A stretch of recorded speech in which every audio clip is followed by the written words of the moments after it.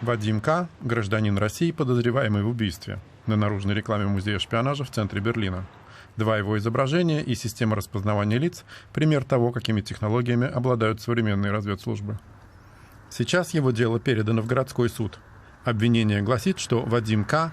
23 августа 2019 года застрелил средь бела дня Зелимхана Хангашвили, бывшего чеченского полевого командира. Убийство спровоцировало дипломатический кризис между Россией и Германией. В декабре из Берлина были высланы два российских дипломата. Москва ответила зеркально. Дальнейшие меры Берлина зависят от того, будет ли в ходе суда доказано участие каких-либо российских госструктур в подготовке убийства. Оппозиционные партии в Бундестаге считают, что реакция Берлина, которая последовала после убийства, была слабой.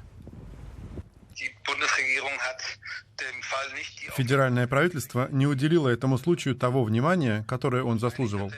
Вероятно, из страха дальнейшего ухудшения отношений с Москвой.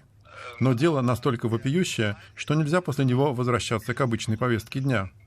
Ухудшение отношений с Россией, которое мы видим последние 6 лет, является результатом нарушений Кремлем общепринятых правил, будь то в Украине или в Берлине.